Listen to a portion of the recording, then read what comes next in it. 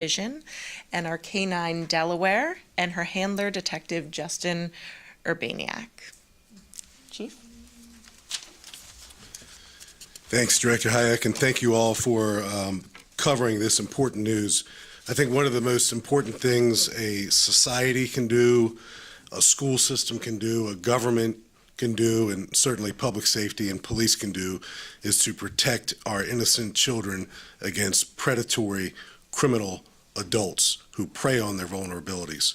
So when we conducted Operation ADC Express 2, and ADC stands for Adult Detention Center Express 2, and the reason why it's 2 is because we conducted a similar operation last year. We hoped we wouldn't find any predators out there who would intentionally interact with our undercover detectives posing as children. We hoped no one would take it. We hoped no one was out there, and we hoped that no one would interact with our undercover detectives, but they did.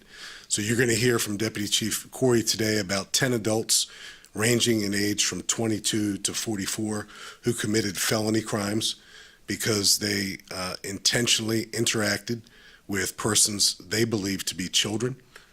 In this case, 13 and 14-year-old boys and girls were portrayed by our undercover detectives, and they intentionally met with the undercover detectives for the purpose of committing an illegal sex act with a minor. That's a serious felony in Virginia, as it should be. We take it very seriously, and I'm sad to report the success of our operation. But I'm also satisfied that 10 predators are in jail this holiday season. It's one of those crimes when we charge, we never know the true impact of taking one of these predators off the street, because ultimately they offend again and again and again. And it's always been my experience that the only way to interrupt the criminal misconduct of these types of predators is to incarcerate them. So that's exactly what we did. You'll hear a little bit today about Detective Justin Urbaniak and his electronic service dog, Delaware. We're one of the only police departments in the country that has an electronic service dog. So what Delaware does is he searches for and is trained to search for electronic devices. Electronic devices are really important to these predators because they store their sexual child abuse material on their cell phones, on their laptops, on their iPads, and when they store this illegal, illicit activities, their crimes, they hide these devices often. They hide them in their homes, they hide them in their cars, they hide them in their yards, they put them in all sorts of places in an effort to keep them away from law enforcement. And Delaware is one of the rare dogs, and I'm told Delaware is an English lab, who can find these electronic devices, and Delaware did just that about a month ago in the case that you'll probably remember. It was widely covered, involving the DC Chief Executive Officer, Brian Dolan, in his arrest. So we want to highlight the work that Delaware does and Detective Urbaniak, and it's a big commitment for our police department to train a service dog like Delaware, but unfortunately it's necessary. So we remain committed to holding these lawbreakers. It's a unique type of lawbreaker, as I stated, holding them accountable for their crimes against children. Chief Corey will go over our relationship with the National Center for Missing and Exploited Children. I encourage parents earlier today to visit that National Center for Missing and Exploited Children website. It includes several apps that parents should be aware of if their children have these particular apps on their cell phones. So it's a really informative website. I encourage everyone to visit it. Now Chief Corey will go over the details of our operation, and then he and I and Captain Robinson and Detective Urbaniak will stand ready to ask or answer any questions you may have. Thank you, Chief. As the Chief said, one of the most important things that we do as society, as a department, is to safeguard the children who live in our community. I remember, and you all remember, one of the most important lessons you learn as a child very early on is don't talk to strangers.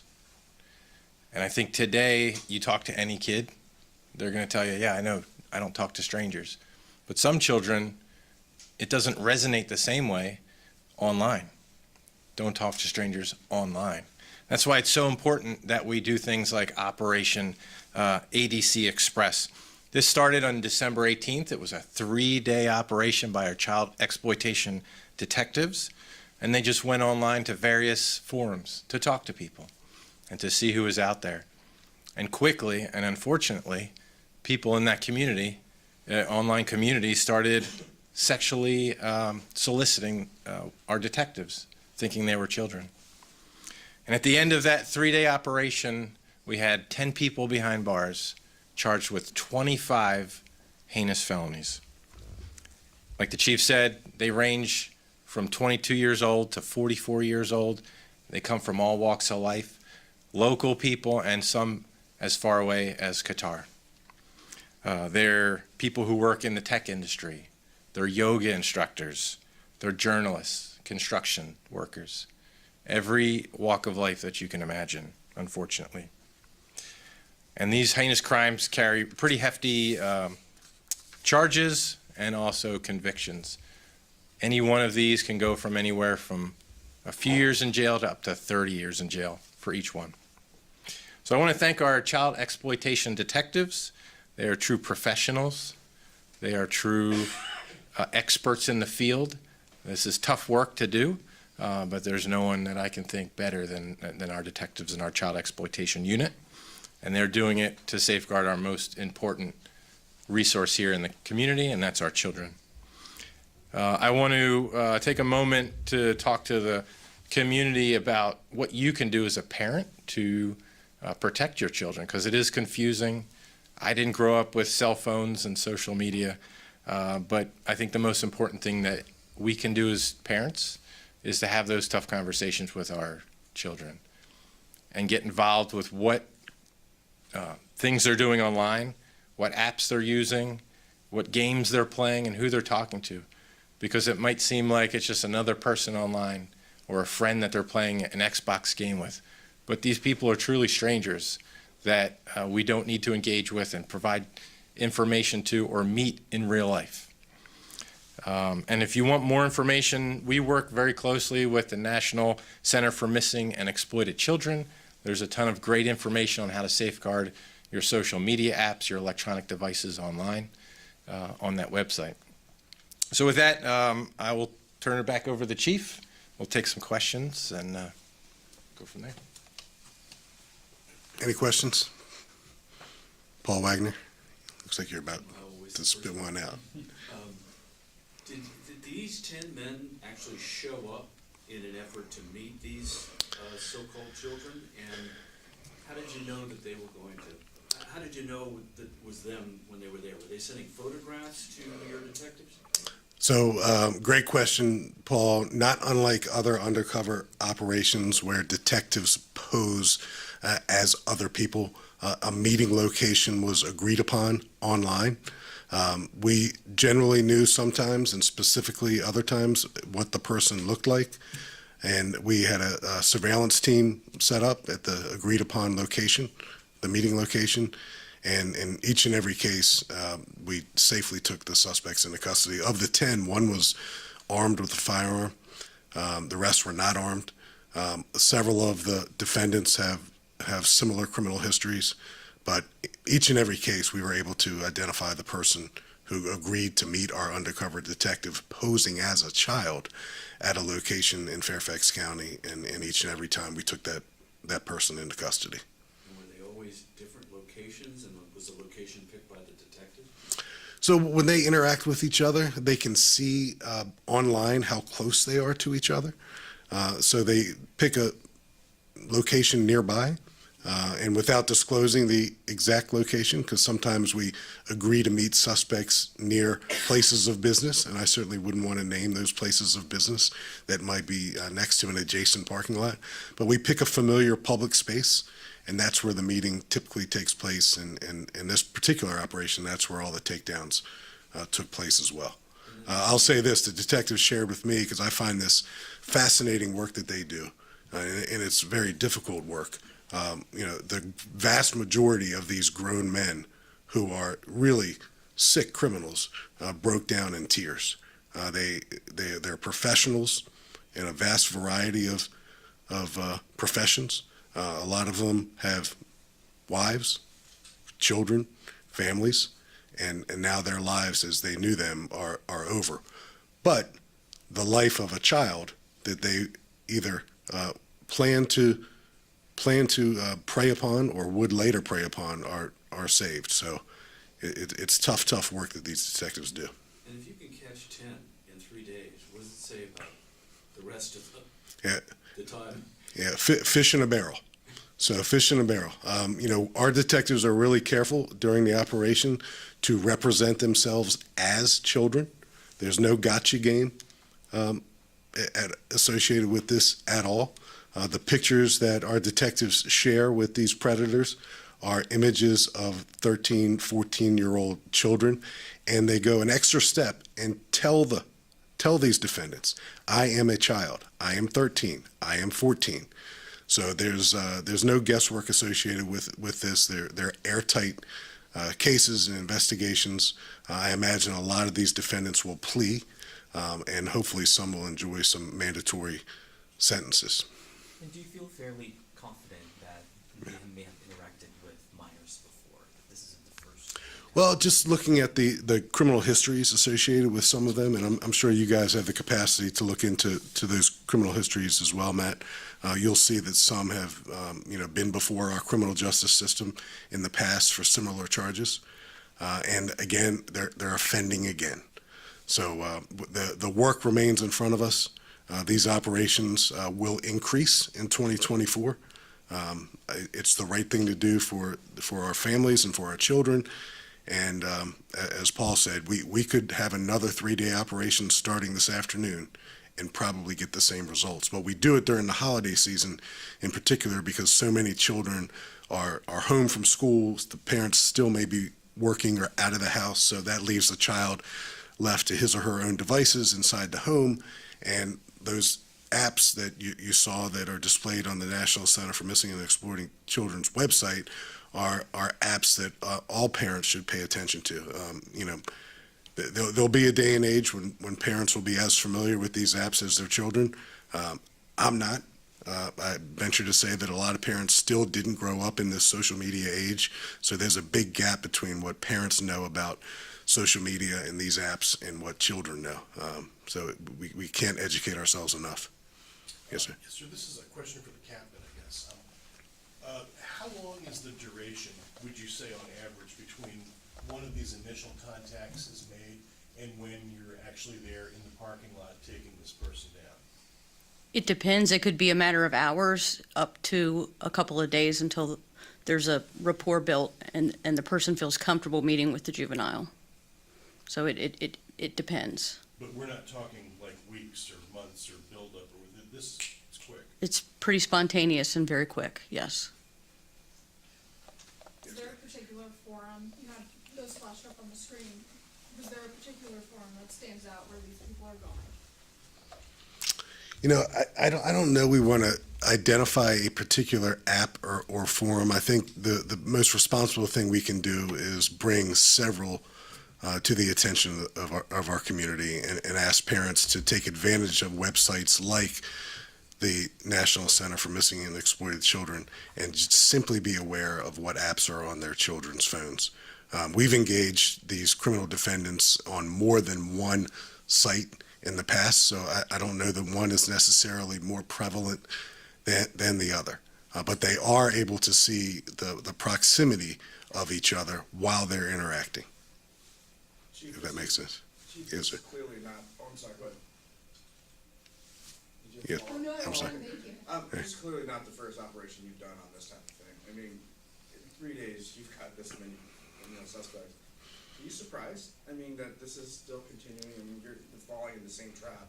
Yeah, no, it's this is not a perfect analogy, but every time we go out and conduct a DUI checkpoint, I'm hoping that our police officers come back with goose eggs, zero. I don't want to catch drunk drivers because I don't want anyone to drive drunk, but they do. The same kind of goes for an operation like this. In spite of our best efforts to help educate the community, parents, we're really intentional about how we interact with these criminal suspects. We tell them we're children. We tell them our age. And yet, they still solicit sex acts with minors. I wish they didn't, but they do. And that's why one of our 2024 resolutions is to conduct more operations like Operation Adult Detention Center Express. The community can expect to see more of this in 2024 because our children deserve it. Is this one of the more larger? And as a follow-up, you have a lot of tools at your disposal, and to have this beauty down here, I mean, how invaluable is to have a tool like that? It's, when we're dealing with the immediacy of an operation like this one, there are often follow-up search warrants at homes and businesses and motor vehicles. And, the detective was sharing with me, how often, in spite of our best efforts, patrol officers and detectives, we miss things. We miss that secreted burner phone with images of child sexual abuse material on it because, we just aren't used to finding them in the places where they're hidden. And to have a dog like Delaware is invaluable. And I think as you see years go by, more and more police departments locally and nationally will adopt electronic service dogs. They're a real important tool in our crime-fighting arsenal. Is she the only one you have, or are there others in this area? So I'm going to let the detective talk about it. So she's the newest version. We just retired one. So currently we do have two. Browser is our first electronic service dog, detention dog. He'll be retiring at the end of the month here, and then Delaware will be replacing him. And then there's a few within the capital region, I'll say. Would you consider this to be more the larger operation or the largest as far as plus? No, we looked at some previous operations just a couple years ago, and there have been occasions where an operation like this has resulted in more arrests than the 10 that we're announcing today. But again, it's something, it takes a lot of investigative effort and coordination. You can imagine the personnel it takes to form arrest teams and surveillance teams, and it's important to do nonetheless. So we're going to do more of it in 2024. Yes, ma'am. Chief, just to go back on the platform question, because we grew up with an AOL chat, right? What should parents look out for in some of these platforms? Is it a popular profile that the kid might be following? They think it's someone. A little more detail there without Yeah. too much. So I'm going to pass the microphone because I don't even know what AOL chat is. So if one of you guys can help me out. Yes, I think it comes back to knowing who you're talking to. Online is just like in person. You wouldn't walk up to a complete stranger and just start talking about sex acts, right? And this is the same thing online. The opportunities on these platforms is just so great. And I think I've got two kids, teenagers at home, and one of the things that we don't allow them to do is take their phone to bed with them at night because that's the prime opportunity. There's no supervision. There's hours on end where they could potentially be going on various apps to talk to people that we're not aware of and we wouldn't know. So it's just having those conversations with your children about all the apps in general, and those include the gaming apps. When you're playing a video game online, there's chat opportunities there as well that some of these predators are aware of.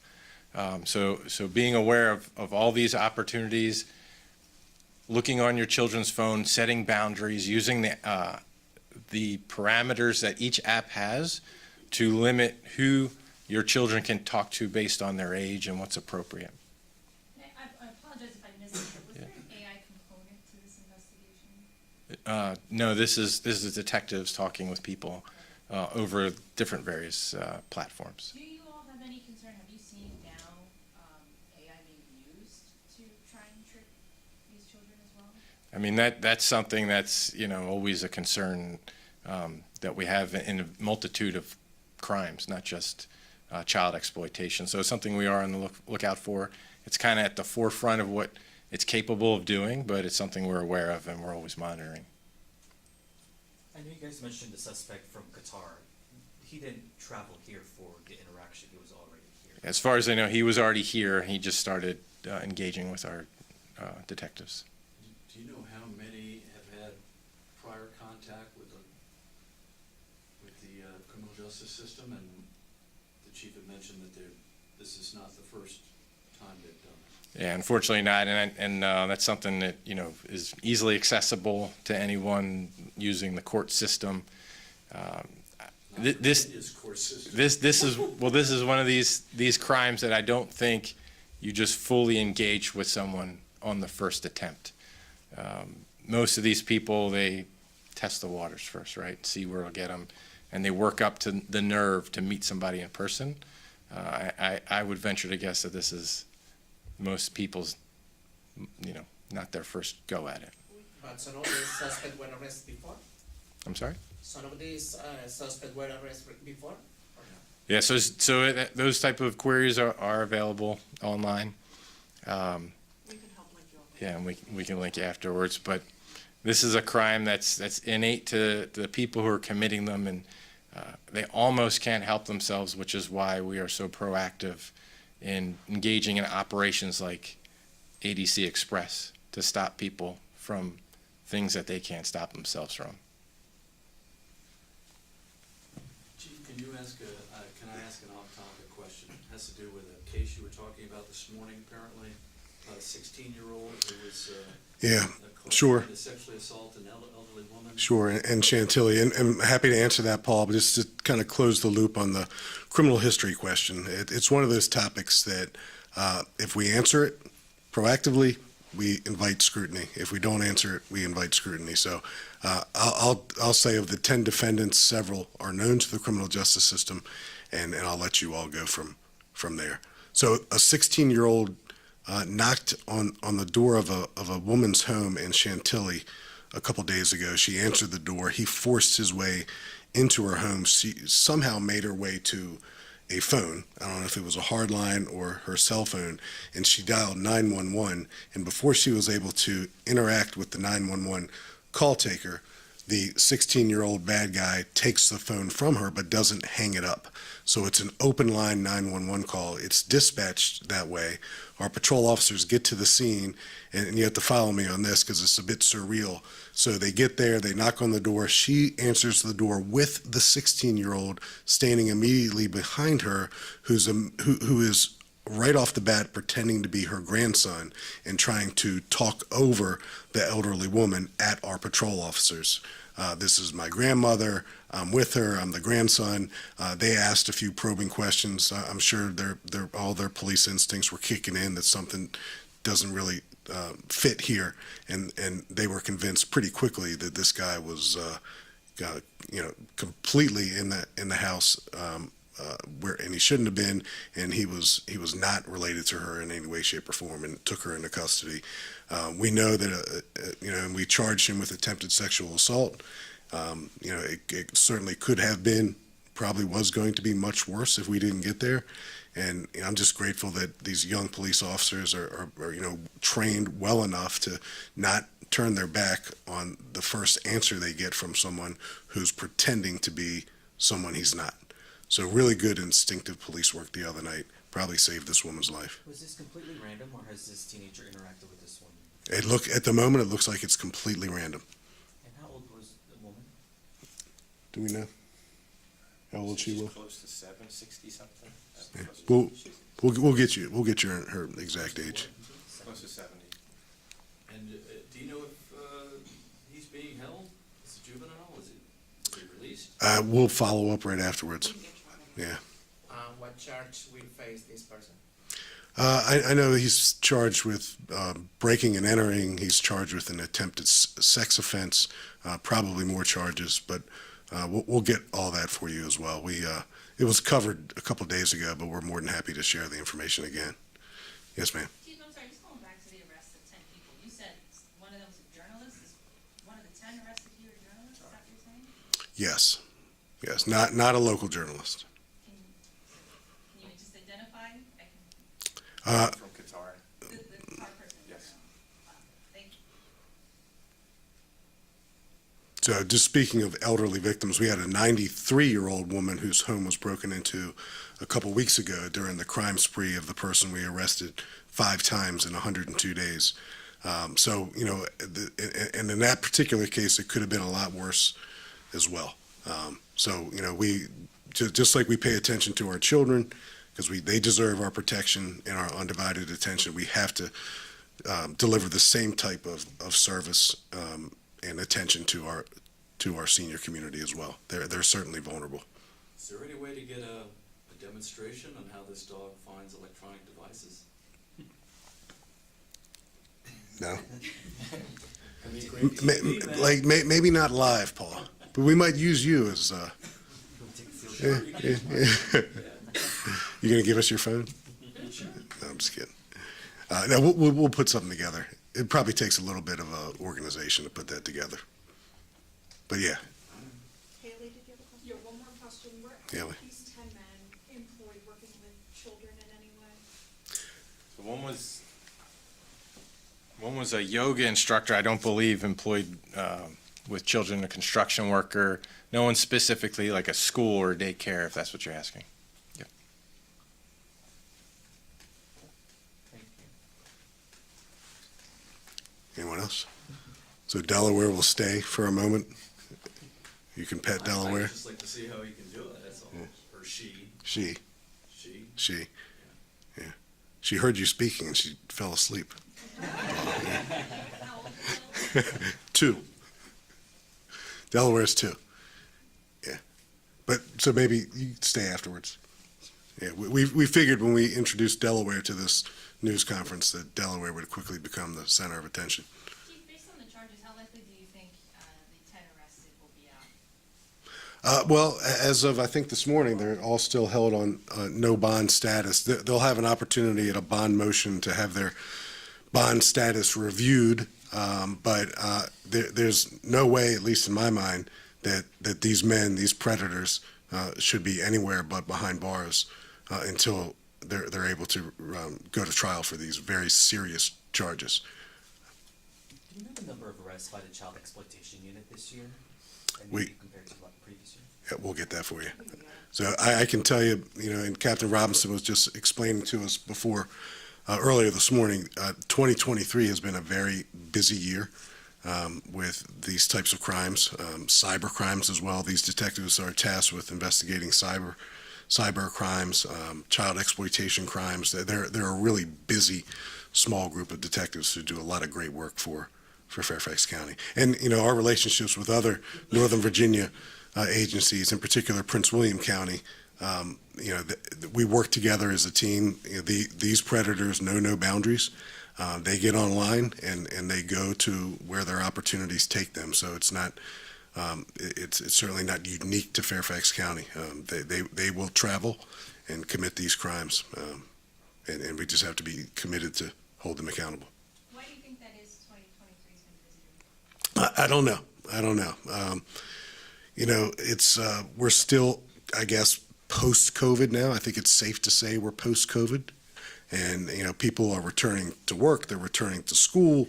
They're emerging from their homes, and maybe these types of meetings that, for one reason or another, just based on sheer availability of humans, is now kind of back to a pre-COVID level. So I can only imagine that might be part of it. I certainly don't know, but it's a concerning trend that we continue to see these predators victimize our children, and we're not going to rest until we hold all of them accountable. All right, thank you. You can hang. All right, thank you all so much for coming out. We are going to have this post on our blog along with the other cases we spoke about today and these pictures if you need them, and I'll stay after for any questions. Thanks so much. And Delaware will be here, right? We need to.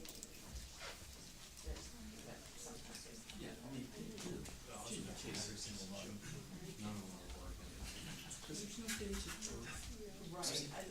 Right, the context of the PI. May I?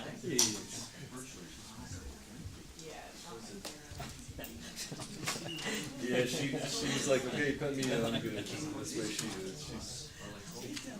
She's not much of an attention getter. Yeah, but if there's